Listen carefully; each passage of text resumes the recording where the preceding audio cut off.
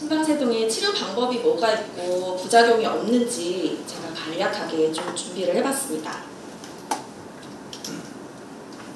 자, 치료 방법.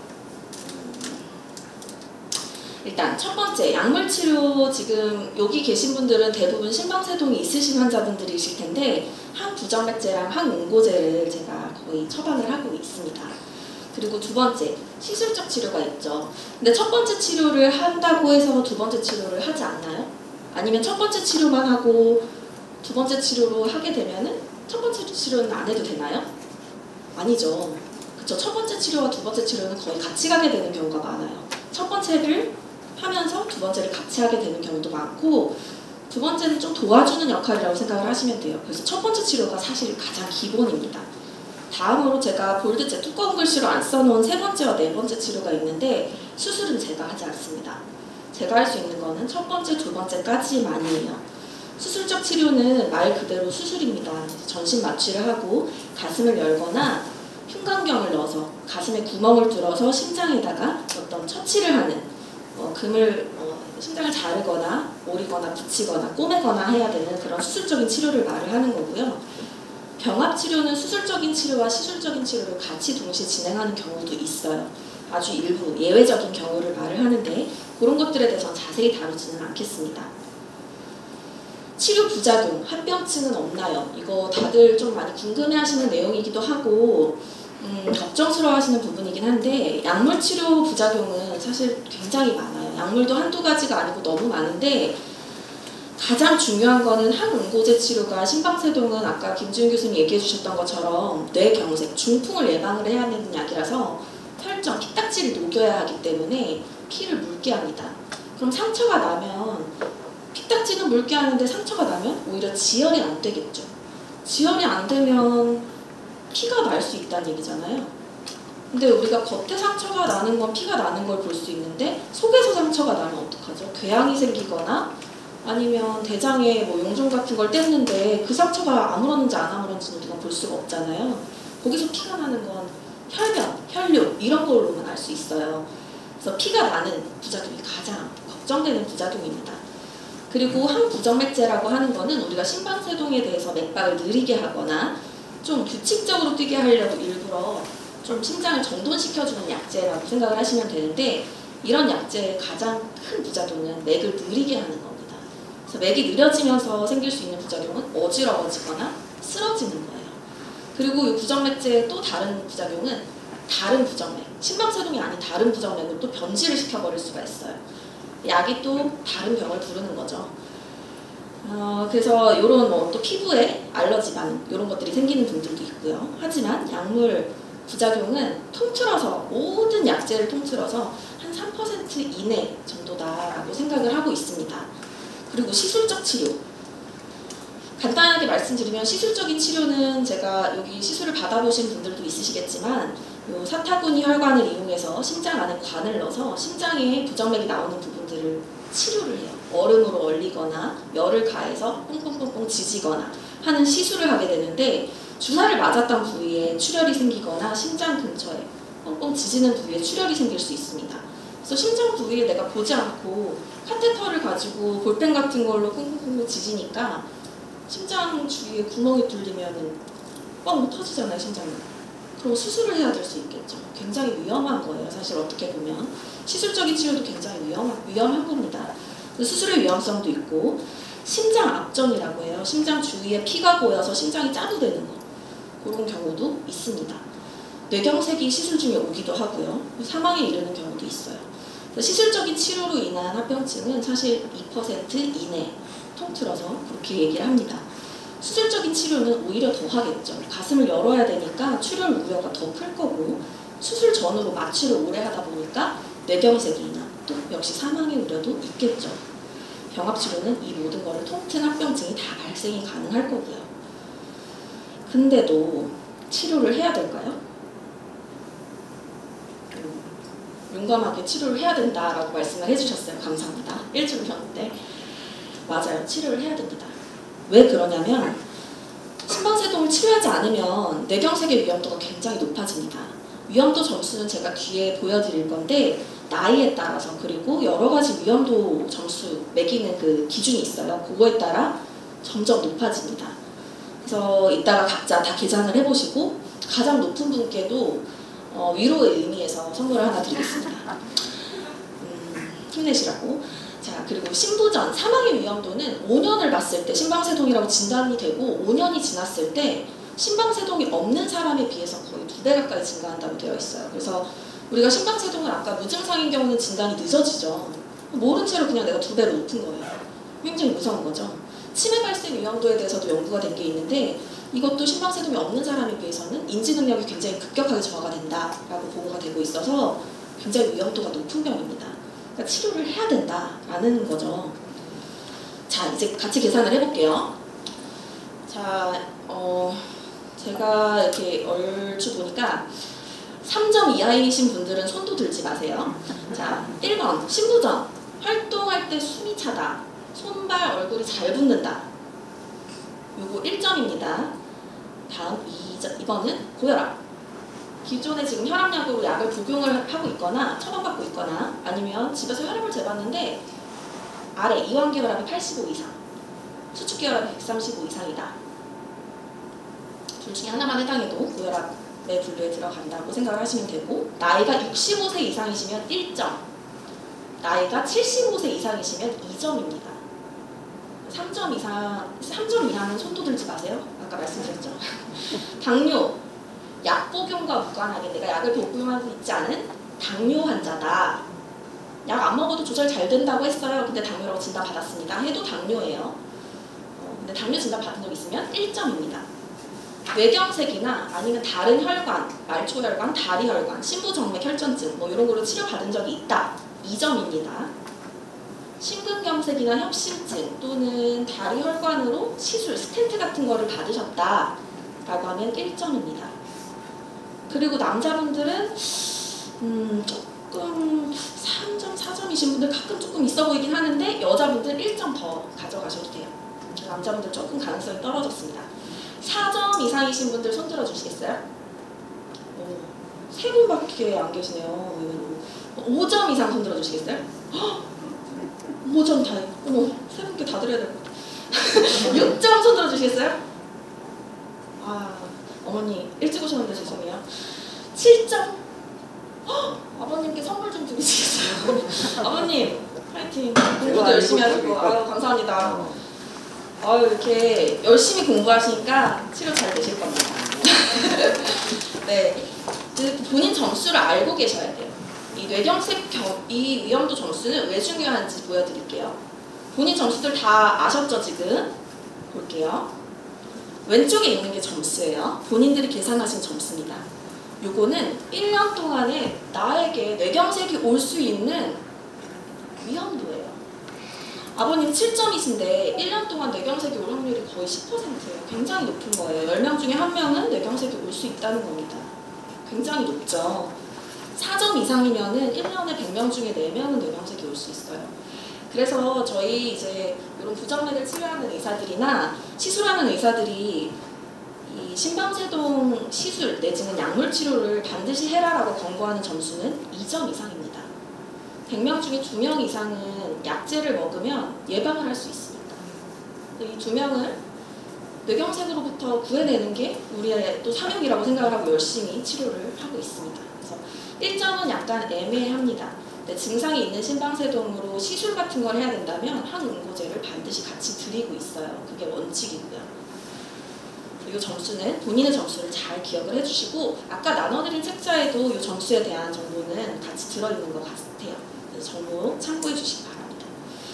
심방세동은 노화와 관련한 아주 흔한 부정맥입니다. 그리고 치료가 꼭 필요한 병이기도 하고요. 우리가 고혈압, 당뇨만큼이나 흔한 병인데 젊은 분들한테도 생기는 경우가 있어요. 유전적인 요인도 있고 생활습관과 관련된 문제도 있고. 근데 심방세동을 우리가 치료하는 목적의 가장 큰 목적 중에 하나는 완치의 개념보다는 환자 증상 조절, 그리고 아까 보셨던 뇌졸중 위험도가 높은 분들을 최대한 뇌졸중 없이 건강하게 오래 살 수 있게, 장기적으로 합병증 없이 오래오래 볼 수 있게 우리 가족들이 건강하게 살 수 있게 하기 위함입니다. 그런 목적으로 이런 세미나도 만드는 거고요. 약물 치료에 대해서 간략하게 또 말씀을 드리면 여기 계시는 이제 환자분들께서 처방받고 계시는 약제가 여기 많이 포함이 될 거예요. 프라닥사는 이렇게 캡슐 제형으로 되어 있어요. 그래서 150ml짜리는 이렇게 생겼고 110ml짜리는 이렇게 생겼습니다. 물론 이 약제들이 저희 병원에서 처방하는 약이라서 색깔이나 모양이 외부에서 처방받으시면 조금 다르기도 하지만 일반적으로는 이런 모양이고 상호명도 조금씩 다를 수 있습니다. 근데 저희는 이제 원약을 쓰기 때문에 이 상품명 이런 모양을 가지고 있습니다. 이 약제는 하루 2번 복용해야 돼요. 보라색으로 제가 이렇게 표시해 놓은 약제들은 하루 2번 꼭 복용해야 됩니다. 2번을 복용하지 않으면 항응고제는 뇌경색을 예방하는 효과가 없어요. 2번 먹으라는 약은 꼭 2번 먹어야 됩니다. 이게 제일 중요해요. 한 번 먹어야 되는 약은 꼭 한 번 먹어야 돼요. 이틀에 한 번 먹으라고 드리는 약 아니에요. 그래서 제가 3개월치 약을 드리고 환자분들한테 가끔 여쭤보죠. 몇 알 남았어요? 가끔 3개월 만에 오셨는데 50알이요 이러면 저 가끔 이렇게 말씀드리는 분 있을 거예요. 오지 마세요. 50알 남기면 반은 안 먹은 거잖아요. 전 예방해드리고 싶은데 예방 안 되는 거잖아요. 그렇게 하면 안 되는 거죠. 본인 몸이시잖아요. 그죠? 그래서 이거는 하루 한 번 드시라는 거는 한 번 드셔야 되는 겁니다. 자렐토는 용량이 굉장히 다양해요. 20ml, 15ml, 10ml가 있어요. 이 용량은 엘리키스도 5ml, 2.5ml가 있는데 이 용량은 의사들이 이제 환자분들의 체중이나 연령이나 아니면 콩팥 수치, 심장으로 이 약제들이 배설이 많이 되거든요. 심장 수치에 따라서 피 검사를 보고 판단을 해서 조절을 해드려요. 그리고 예전에 혹시 환자분들께서 출혈 경력이 있었던지 위궤양이라든지 위암 수술을 했다든지 대장암 수술을 했다든지 장 일부가 없으시다든지 이런 경우라면 조금 감량을 해드리는 경우도 있습니다. 마찬가지로 릭시아마도 그렇고요. 하루 한 번 드시는 약이고 고전적으로는 와파린이라는 약을 썼습니다. 와파린은 예전에는 우리 사극 보면은 사약 있죠. 그 장희빈이 이렇게 꿀꿀꿀 먹고 피 토하고 죽는 쥐약 성분이에요. 그래서 쥐약 성분인데 이걸 굉장히 고농도로 농축을 해가지고 먹으면 사약 성분으로 내장 출혈을 일으켜서 죽는 약인데 그거를 잘 정제를 하면은 피를 좀 묽게 할 수가 있어요. 근데 이거는 사람마다 정해진 용량이 없어요. 그래서 올 때마다 피 검사를 해야 하는 불편감이 있었거든요. 근데 이 약의 불편감을 해소시키고자 이런 위에 4가지 종류의 약들이 최근에 한 5, 6년 사이에 우리나라에 급격하게 도입이 되기 시작했습니다. 외국에서는 한 10년 전부터 들어오기 시작했고 드시기도 편하고 음식 조절도 필요가 없어요. 그래서 이 2번, 한 번 이렇게 복용 용법만 잘 지켜주시면은 요것만 잘 지켜주면은 뇌경색 예방 90% 이상 확실히 되는 거죠. 잘 지켜주시면 됩니다. 자 이제 퀴즈입니다. 이거 진짜 이것도 선물이 있어요. 항응고제 복용 중에 언제 병원에 와야 할까요? 거기 읽어드릴게요. 읽어드리면 손 드시면 돼요. 양차가 이모에서 피가 났다. 소변 보는데 피 색깔처럼 빨개서 놀랬다. 대변 보고 닦았는데 휴지에 피가 묻어 나왔다. 기침하다가 선현이 500원짜리만큼 덩어리째 나왔다. 오, 2분이 동시에 드셨어요. 4번. 네 번 다. 네 가지 다? 네. 아, 저는 2번이요. 2번. 2분께 다 선물 주세요. 여기도 있어요. 아, 죄송해요. 네, 말씀하세요. 네. 1번이요. 1번이요. 조금 늦게 드셔가지고요. 네, 그래도 말씀은 해보세요. 네. 몇 번? 몇 번? 1번? 네, 다 좀 걱정이 되실 거예요. 1번, 2번, 3번, 4번 다 걱정되는 항목이죠. 그죠? 피 나는 건 다 무서워요. 저도 무서워요. 저는 바늘 찌르는 것도 무서워요. 제가 찌르는데요. 저만 안 찌르면 되거든요. 저도 피 보는 게 너무 무서운데요.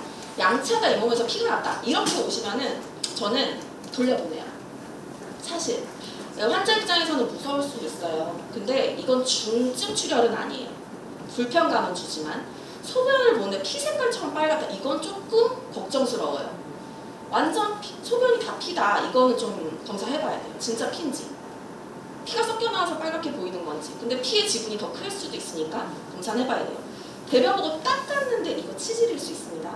그렇지만 검사해볼 필요 있죠. 맞아요. 걱정할 수 있어요. 4번. 근데 저는 4번이 가장 응급이라고 생각을 했어요. 왜냐면 기치마다 선혈, 신선한 피가 500원짜리만큼 나왔다. 굉장히 많은 양이에요, 생각보다. 이러면은 계속 출혈이 더 생길 수 있다는 거예요. 폐에서 각혈을 한다는 거는 폐는 호흡을 하는 기관이기 때문에 여기에서 출혈을 하면은 호흡에 장애가 생길 수 있어서 저는 사실 답을 맞추라고 퀴즈를 낸 건 아니에요. 사실 여러분들한테 졸지 마시라고 써놓은 거긴 한데 2번, 4번 여기에 답이 있기를 바라면서 퀴즈를 냈습니다. 그래서 2번, 4번은 굉장히 위험한 신호다. 특히 알아주시면 좋을 것 같아요.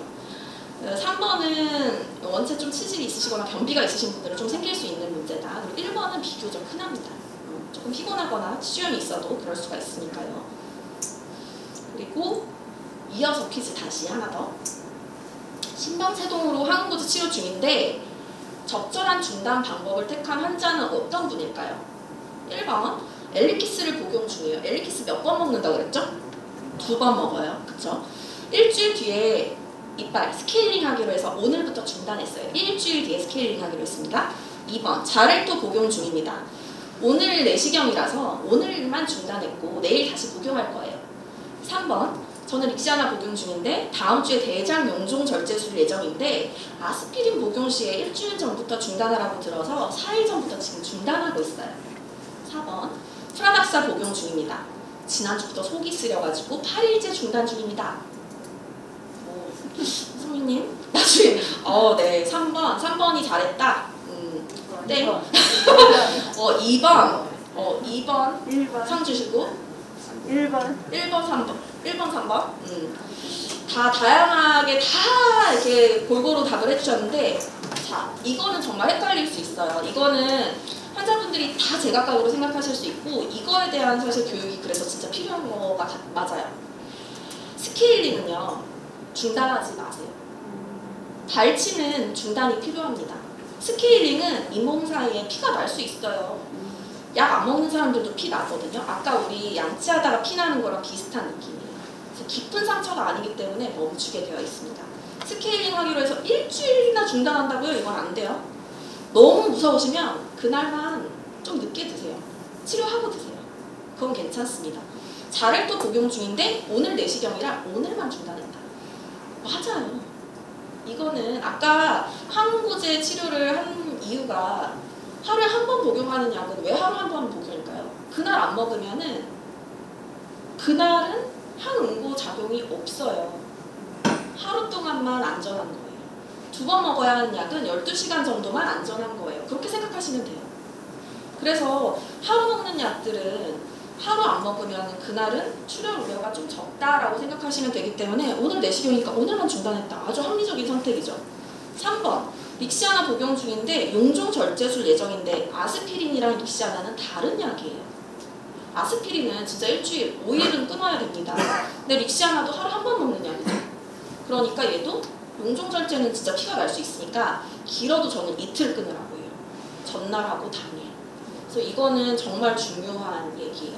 제가 나중에도 또 필요하면 교육을 또 시켜드리겠지만 프라닥사 마찬가지로 프라닥사는 항응고제 중에서 위장장애가 가장 심한 캡슐 약이에요. 아까 처음에 보셨던 파란색 capsule 약인데 제가 많이 처방을 하지는 않고 있어요. 근데 속이 쓰려서 8일째 중단? 이거 너무 위험합니다. 프라닥사를 쓰는 이유는 뇌경색 예방 목적인데 속이 쓰려서 그럼 내시경을 빨리 그 사이에 해보셨어야죠. 그게 아니잖아요. 그쵸? 원인 없이 그냥 중단만 하면 안 되고 상의를 해주셨으면 좋겠어요. 물론 제가 여러분들께 늘 항상 오픈이 돼 있지 않고 제 얼굴 보시기가 힘든 건 알지만 전화로라도 상담을 조금 요청을 해주셨으면 좋겠어요. 영 급하시면. 이렇게 길게 끊으시면 안 되는 약입니다. 항응고제는. 그거 꼭 기억을 해주세요. 약물 치료는 항부정맥 중에는 먼저 맥박을 안정시키는 약들이 있어요. 딜라트렌, 네비스톨, 헤르벤, 이소틴, 디옥신 여러 가지 지금 아마 환자분들 드시고 있는 약들이 다 있을 텐데요.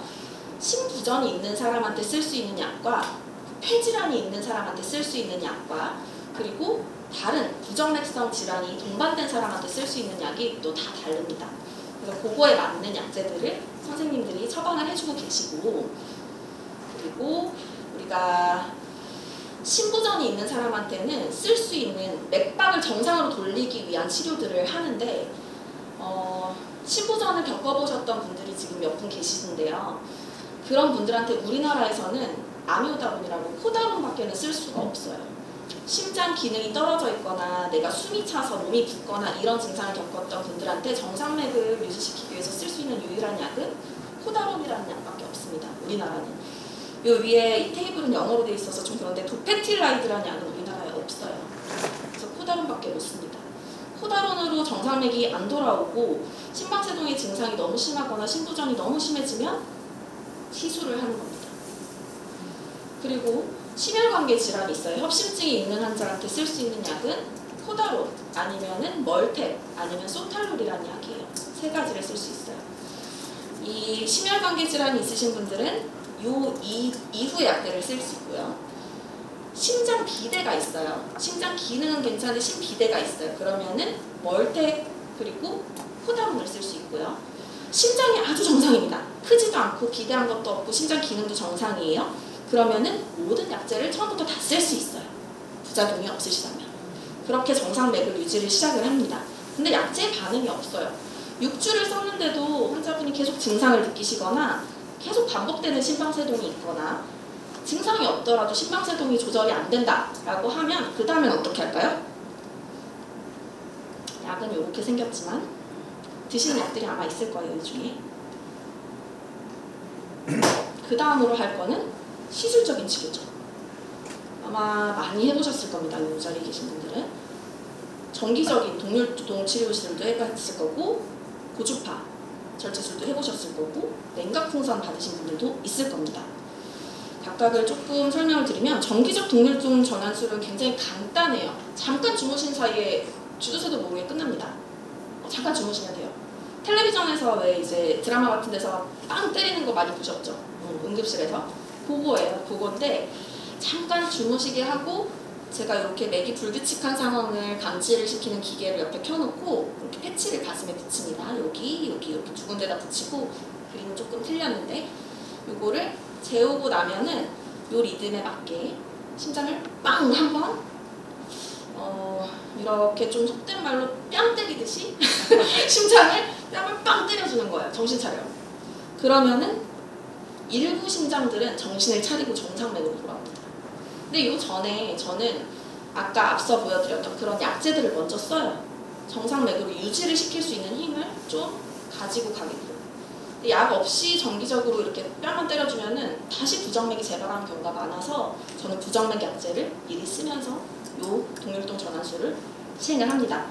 근데 일부 정상으로 돌아왔던 분들 중에는 반절 정도는 재발을 언젠가는 해요. 그래서 결국에는 이런 전극도자 절제술 내지는 풍선도자 절제술 같은 시술을 해야 되는 경우가 있어요. 예전에는 고주파 전극도자 절제술밖에 저희 병원에 없어서 이거를 많이 했는데 요새는 이렇게 심장 안에 초음파를 넣어놓고 안전하게 시술을 진행을 하고 있어요. 근데 이 빨간색 점 하나하나를 제가 이제 포인트라고 여기 표시를 해놓은 건데 이 볼펜 요 끄트머리 있죠? 요거 가지고 제가 사타구니에 관을 넣어서 볼펜심 같은 걸로 심장을 하나하나 한 땀 지지는 겁니다. 고난이도의 기술이 필요하겠죠. 좀. 되게 힘듭니다. 근데 가만히 지지고 있는데 한 점당 20초에서 30초 가까이 머물러야 돼요. 그래야 이 빨간 점이 생겨요. 근데 저렇게 하지 않으면은 심장에 심방세동이 만드는 부분들이 정기적으로 차단이 되질 않아서 심방세동은 계속 생겨요. 이렇게 정기적으로 여기서 나오는 신호들을 요 심방 안쪽으로 들어오지 못하게 전깃줄을 끊어주는 치료를 하는 겁니다. 그래서 요거를 하고 이게 일단 가장 기본적인 시술인데 이 시술만으로도 거의 100번 정도를 지져야 되니까 3000초를 지지는 거죠. 근데 이제 심장이 많이 크거나 병이 좀 심하신 분들은 다른 병이 있을 만한 부분들을 더 찾아서 지져야 됩니다. 그러면은 6000초 가까이를 지져야 돼요. 그러면은 한 6시간? 총 시술 시간은 한 6시간 걸리는 경우도 있고 더 걸리는 경우도 있어요. 근데 평균적으로는 한 4시간 정도 소요되는 시술이라 환자도 힘들고 저도 힘든 그런 시술인데 하지만 이제 재발률도 좀 낮고 효과는 굉장히 좋죠. 그리고 요 근래 이제 들어온 냉각풍선 도자 절제술은 이렇게 환자 CT를 앞서 그 고주파도 마찬가지로 CT를 찍고 시행을 하지만 환자 심장 그림을 띄워놓고 이 그림을 앞에다 제가 띄워놓고요. 이렇게 마찬가지로 심장내 초음파를 보면서 풍선을 이 폐정맥 안에 한 번씩 들어가서 얼립니다. 냉각이니까 얼려요. 꽝 얼려요. 그러면은 아까 한 땀 한 땀 한 땀 한 땀 찢었던 것보다 훨씬 빠르게 확 얼리면서 전기 신호가 확 가요. 없어져요. 이거는 여기 각 한 180초에서 240초, 한 4분 정도면은 이 안에 신호를 없앨 수가 있습니다. 근데 폐정맥은 대개는 평균적으로 4개 내지는 5개가 있으시기 때문에 빵, 그 아래 거, 빵, 그 위에 거, 빵, 그 아래 거, 4개 하고 혹시 안 없어지는 데가 있으면 조금 더 해서 한 4번에서 6번 하면 총 시술 시간은 주사, 여기 사타구니 주사 맞는 것부터 종결하고 나온 데까지 90분 안에 끝나요. 그러니까 앞에 고주파보다는 조금 짧죠. 단점은 폐정맥 외에 다른 부분에서 나오는 병은 손을 댈 수가 없어요. 그건 단점이죠. 그래서 심장이 아주 크거나 다른 곳에서 나오는 병들은 앞서 보여드렸던 고주파 뻥뻥뻥 한 땀씩 찢어야 되는 그 시술만 가능하다는 거예요. 각각의 장단이 있습니다. 그래서 처음으로 심방세동 시술하시는 분들은 냉각풍선을 요새는 많이 선호를 하시고, 그리고 두 번째 재발해서 시술하는 경우는 고주파 시술을 또 하게 됩니다. 그래서 결과적으로는 이거 예전에 나왔던 논문인데 이때는 냉각을 많이 하지 않을 때여서 고주파로만 한 거를 보여줄 건데, 이건 항부정맥제라는 뜻이에요. 항부정맥제만 쓰는 것보다는 예전에 항부정맥제를 쓰고 시술을 했더니 이 부정맥 고주파를 했더니 훨씬 효과가 좋더라는 거죠. 정상맥을 유지하는 게. 그래서 시술 효과가 좋다라는 걸 얘기하는 거고, 수술적인 치료는 저는 수술하는 거를 실제로 보진 못했어요. 근데 굉장히 어렵고 오래 걸리고, 아까 우리가 보여드렸던 이 CT 그림에 이게 심방입니다. 좌심방인데 이 심방을 각각 다 칼집을 내요. 칼집을 내서 전기 신호를 다 차단을 한 번 칼집을 내서 다 끊어준 다음에 다시 꼬매줍니다. 칼집을 내서 인위적으로 꼬매주는 거예요. 이렇게 다 칼집 내고 꼬매주고 칼집 내고 꼬매주고. 이게 미로 수술이라고 해서 메이즈 수술이라고 하거든요. 그래서 요새는 조금 간소화된 수술들도 있지만 어쨌든 이거 굉장히 침식적이죠. 가슴이 열고 해야 되는 수술이니까. 흔하게 이거를 1차로 시행을 하진 않아요. 근데 일부 판막에 문제가 있거나 아니면 심장 혈관 수술을 해야 되든지 하는 경우에 같이 심방세동을 수술을 해야 되는 경우는 같이 수술을 해주세요 라고 보내는 경우는 있어요. 흔하진 않지만요. 그리고 심방세동만을 위한 수술은 거의 없습니다. 단 시술적인 치료에 실패를 하거나 시술만으로는 컨트롤이 되지 않으면 수술적인 치료도 가능할 수 있어요. 요 정도인데요. 제가 오늘 말씀드릴 내용은 여기까지인데 조금 졸렸나요?